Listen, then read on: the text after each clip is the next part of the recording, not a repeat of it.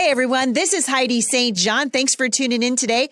You guys have found me at my little corner of the internet. Today is Mailbox Monday, and I am honored and blessed to have my friend Dr. Mark Sherwood on the show. And we are going to take some time, and when I say we, I mean he is going to take some time today to answer your questions. Stick around. I think you're going to be encouraged.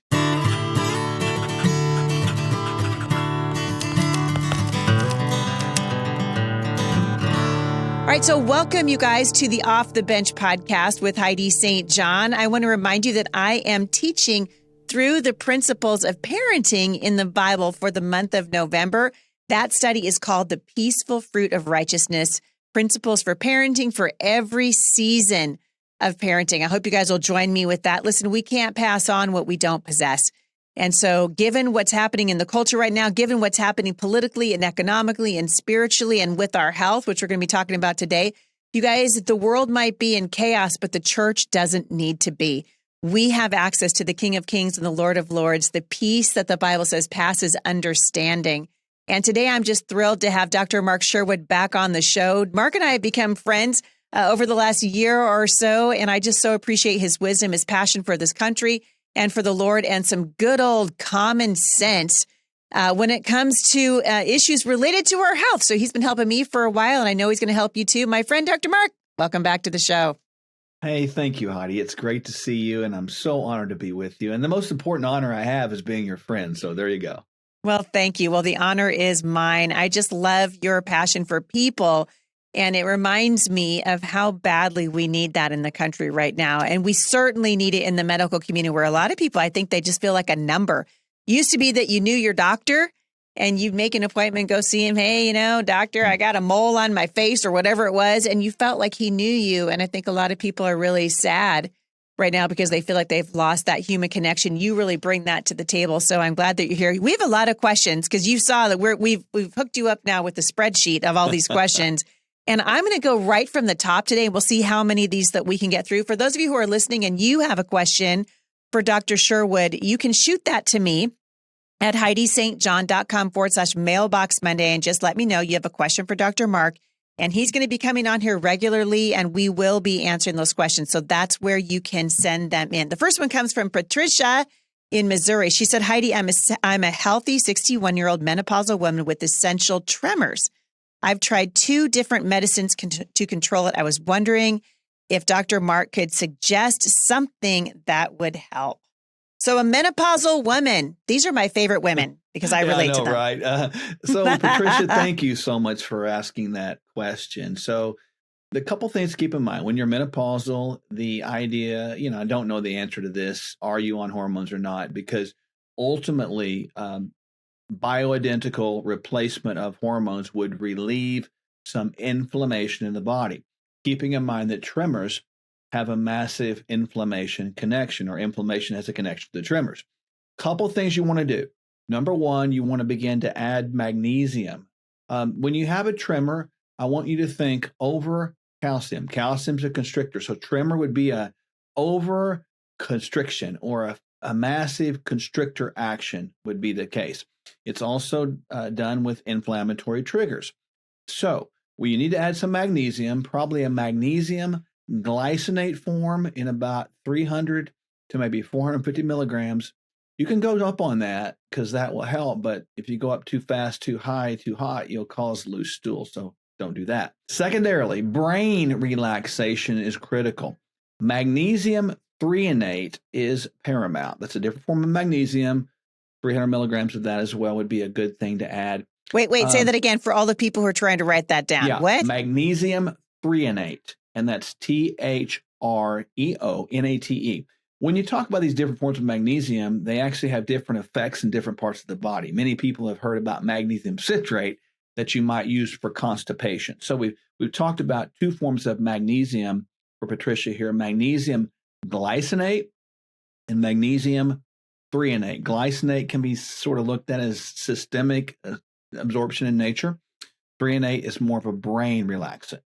The third thing we want to think about adding in this one is a little bit of omega-3 fatty acids, specifically those that have a pretty high amount of something called DHA.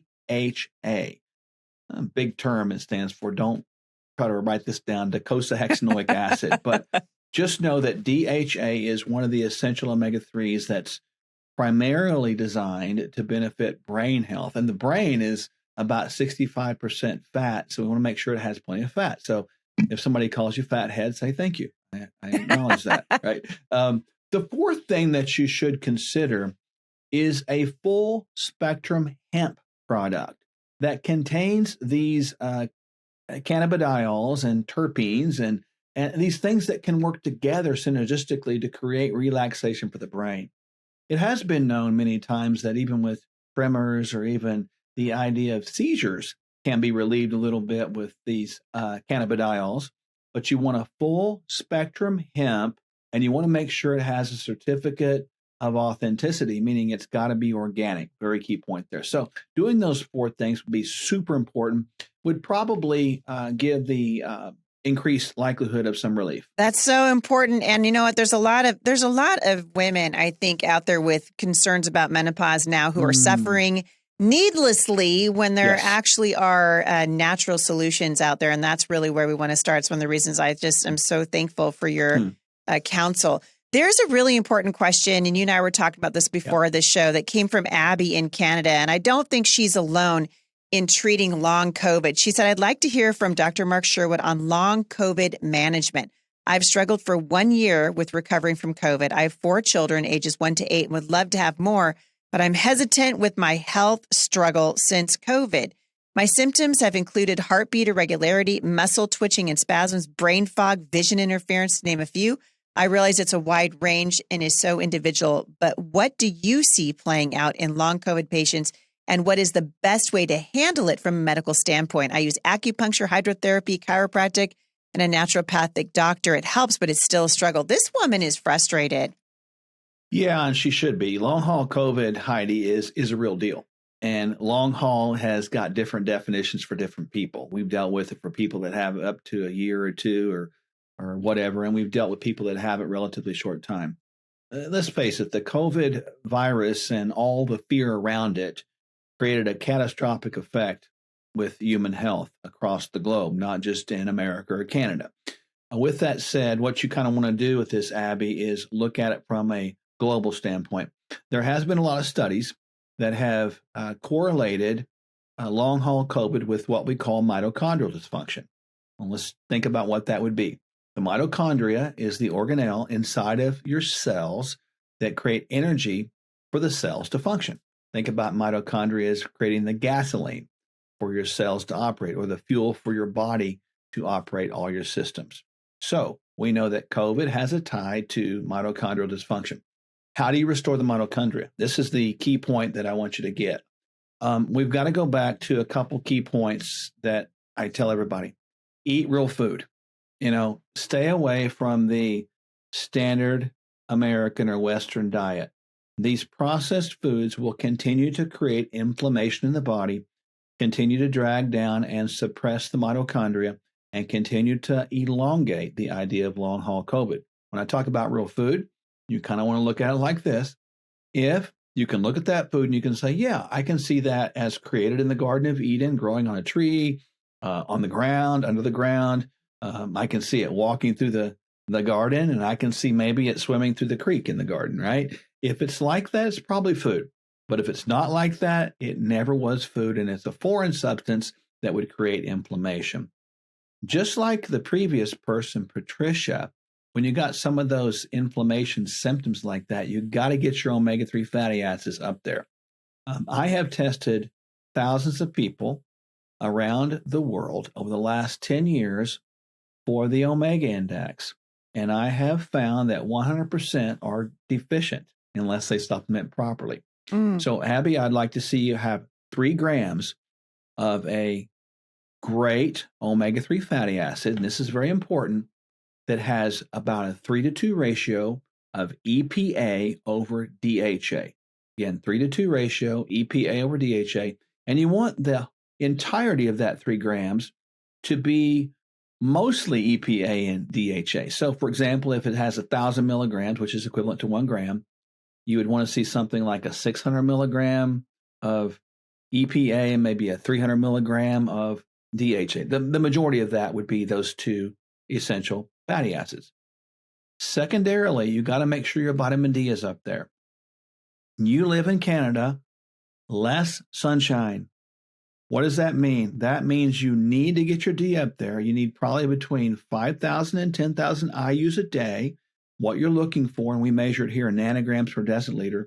But you may have a different measurement in Canada with your practitioners, but you want to get up there towards the upper end of the range, not toxic, but the upper end of the range. And generally speaking, 5,000 to 10,000 international units per day. Very important. Magnesium. Yes, the good old-fashioned magnesium comes to the surface again. Just like I talked about previously, magnesium is incredibly important for the creation of ATP or energy and the transfer of ATP or energy to other cells. So you got to have magnesium. And then finally, B vitamins. Make sure you get a nice broad-based B that has a characteristic that we would consider methylated. And that's a whole chemistry idea, but that means that the B vitamins are in a more highly absorbable and relatable form for the body. So methylated Bs, and that's METHYLATED. So you clean up that diet, you get those B vitamins, magnesium, omega-3s, and vitamin D in there, and over the course of time, you should begin to see a little bit of resolve with that long haul COVID. Is there a certain kind of magnesium that you would recommend for her? Yes, I like the magnesium glycinate form or magnesium malate form. Now, glycinate's GLYCINATE. Malate would be MALATE. Both of these are going to be amino acids, but the malate is an amino acid that actually has a little bit more to do with the mitochondria.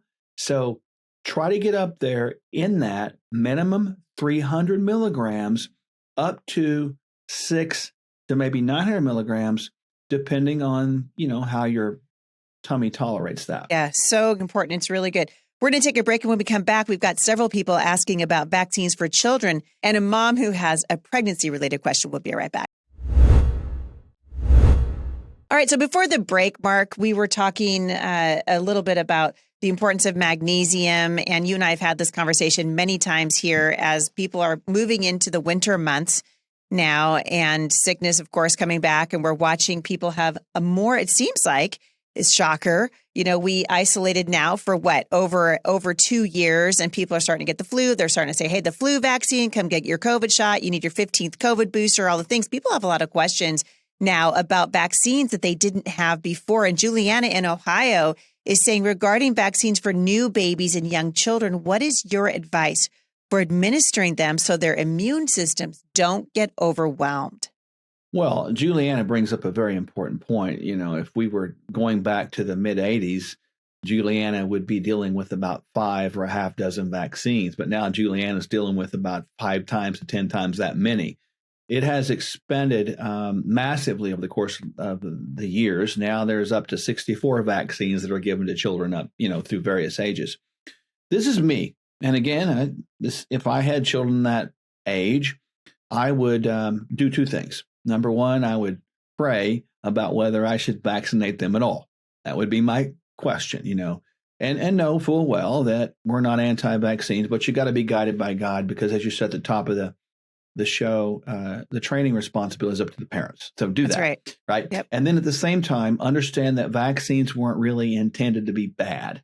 Now, have they been profitable, and is the love of money the root of all evil? Yes. So that's in there. We know that. Having said that, if you decide to vaccinate your child, be specially cautious about spreading out those vaccines so they're not getting this massive induction of the immune system trigger.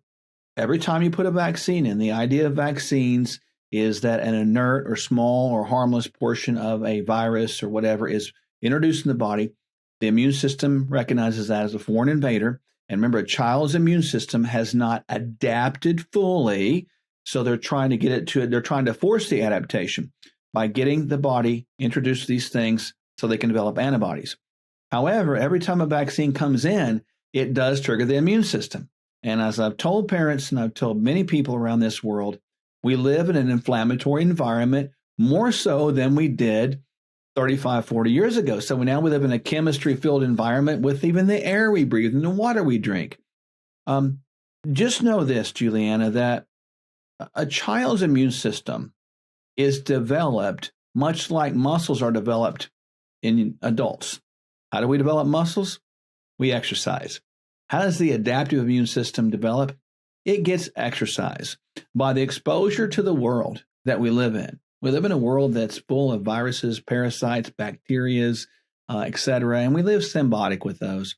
So again, you want to make sure that if you choose the vaccination route, which you can, spread them out over the course of time, use some wisdom, and don't allow high-pressure sales or high-pressure people to overpressure you to do something that goes against your moral judgment. Boy, and you know what's interesting? I've noticed a massive shift in the way that pediatricians are interacting with parents now. It used to be so. I have 7 children. My mom was a nurse practitioner, so we grew up in the medical community, very much in the medical community. All 7 of my kids were vaccinated, but my mom told me 25 years ago, always do a slow schedule. So I vaccinated my children. They didn't get all the vaccines, but they got most of them. But we really spaced them out. Her reasoning was, A, you don't overwhelm the immune system. And second, if that child has a reaction, you'll know what they had a reaction to. You're going to give them 6 shots in a day. You overwhelm their system. They have an adverse reaction and you don't know what the heck happened. So much wisdom. And the parents now are really being forced, a lot of them being made fun of. I've heard stories from moms listening to this show who've taken their kids to their pediatrician and they've said, hey, it's time for your kid's 6-month shots. And mom says, I don't know if I'm going to do that. And a lot of these pediatricians are saying, I'm not going to see you anymore if you won't vaccinate your kids. So the pressure is real. It is real. And, you can see the money that's spent advertising to the public, which is just nonsensical. Our government needs to stop that.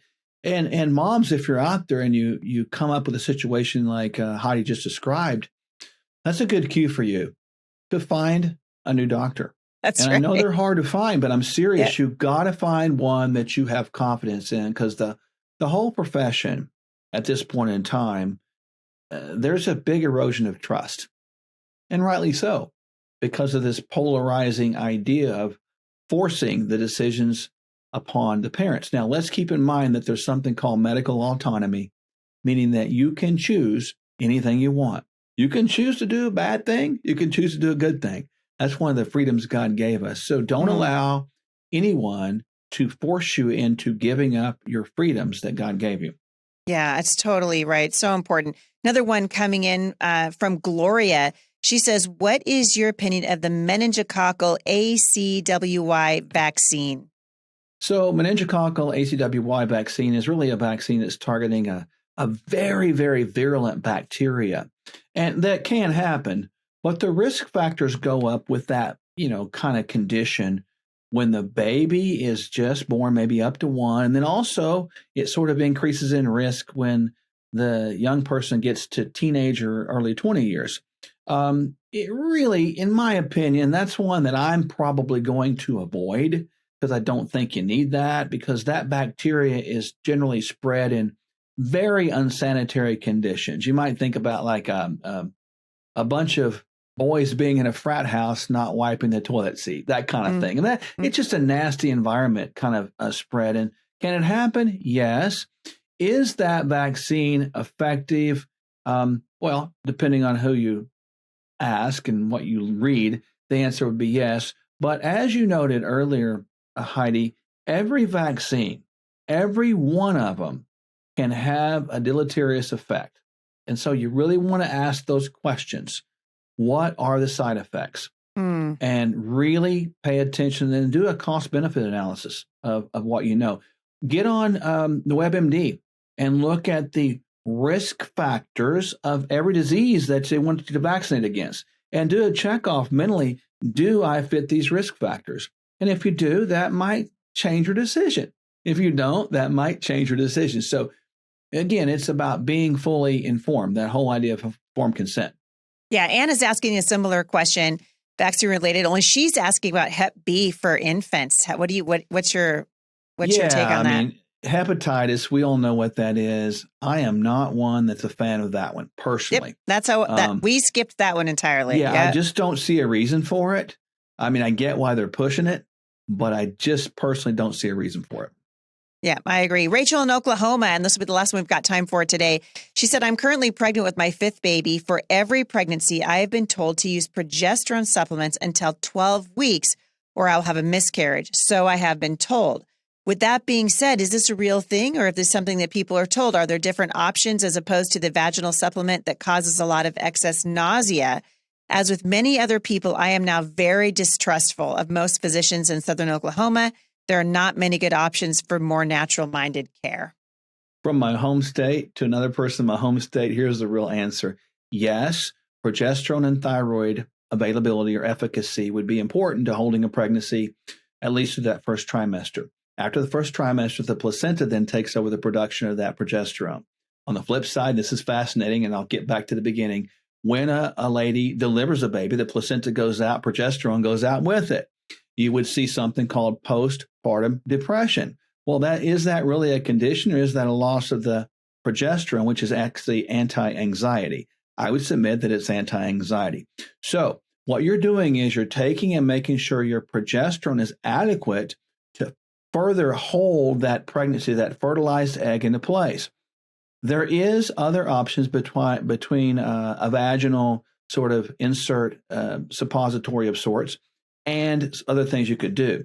You could go with micronized bioidentical oral progesterone at a very low dose. It can be compounded as low as 25 milligrams, not much. There is some supplements out there that you have to look for that have about 10 to 15 milligrams of micronized bioidentical progesterone. So there's a less than prescriptive dosages. But that is true, and that's what you want to do. Thyroid is also included, so make sure you get a good functional medicine doctor that can sort of guide you through that process to have those adequate hormones present to have this wonderful, beautiful pregnancy. That is such good counsel. And I think you're setting a lot of people's minds to ease right now. One thing I always tell mamas not to do is just please, for the love of all things that is holy, don't get on Google and try to figure it out for yourself. You know, Dr. Google tends to send more women into massive anxiety attacks than just about anything else out there because there's so much wrong information and so much hyped up information. We certainly saw this happen during COVID. So it's good to have you coming on here and just bringing some calm to the storm. You're going to be coming on here on the regular answering questions, and I'm so excited that you're going to do that. If you guys want to ask my friend Dr. Mark a question, we would love to put your question on the air. HeidiSt.John.com/mailbox Monday is the link to be able to do that. And I hope you guys will participate. In the meantime, you can also access Dr. Mark's really awesome care yourselves by going to Sherwood.tv/Heidi. And you guys can find really wonderful supplements, medical care. What are you doing over there, Dr. Mark? Because I was looking at your website the other day and I'm like, this is fantastic stuff. Yeah, we do a lot. We really guide and care for people all around the country and all around the world. And wherever they are, we can get blood work done and genetics done and that kind of thing. So we actually get into the whole person, Heidi, as you said at the top. We build a relationship. We listen to them. We develop a plan, and people can work with us directly. We have a big team of people they can work with. And, we've been fortunate and blessed to be a guide in people's lives. And I'll say this, I can say this in the show, God has gifted us with the gift of healing, and he gets all the credit. He gets all the glory and all the accolades. But when people connect with us, they actually can connect, if we'll get out of the way, with the heart of God and the anointing we have upon us.